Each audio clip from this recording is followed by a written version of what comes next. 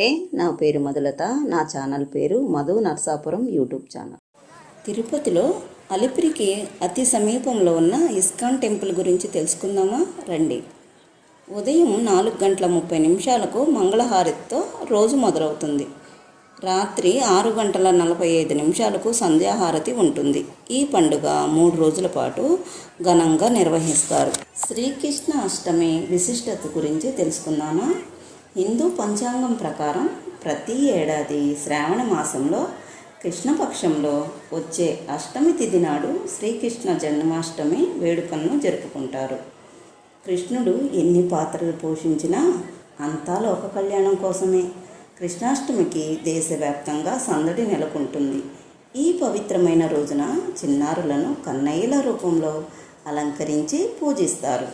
వేణుమాధవుడికి వేణువు లేకుండా పూజ పూర్తి కాదని చెబుతారు.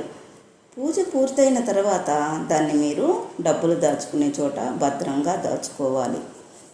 శ్రీకృష్ణాష్టమి రోజున నైవేద్యాలు లేని పూజ అసంపూర్ణమని పండితులు చెబుతున్నారు. మీరు ఏ ప్రసాదం చేసినా అందులో తులసి దళాన్ని తప్పనిసరిగా సమర్పించాలి. కన్నయ్యకు ఎంతో ఇష్టమైన వెన్న, మీగడ, అటుకులు, కండ చక్కెర నైవేద్యంగా సమర్పించాలి. కన్నయ్యకు పారిజాతాలు, దేవగాని పూలు, మల్లెపూలు చాలా ఇష్టం. పూజలో వీటిని తప్పనిసరిగా సమర్పించండి.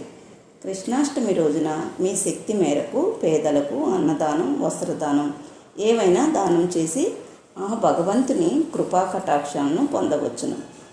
కృష్ణాష్టమి నాడున భక్తులు పగలంతా ఉపవాసం ఉండి సాయంత్రం శ్రీకృష్ణుని పూజిస్తారు. వీధుల్లో ఎత్తుగా ఉట్లను కట్టి పోటీపడి వాటిని కొడతారు. అందుకే ఈ పండుగను ఉట్ల పండుగ అని కూడా పిలుస్తారు. ఫ్రెండ్స్, మీరు ఈ పండుగను ఎలా జరుపుకున్నారు నాకు కామెంట్ రూపంలో తెలియజేయండి. మీకు కనుక ఈ వీడియో నచ్చినట్లయితే ప్లీజ్ లైక్ చేయండి, షేర్ చేయండి, సబ్స్క్రైబ్ చేసుకొని నన్ను సపోర్ట్ చేయండి. ఫ్రెండ్స్, మరొక వీడియోతో మీ ముందుంటాను. Thank you.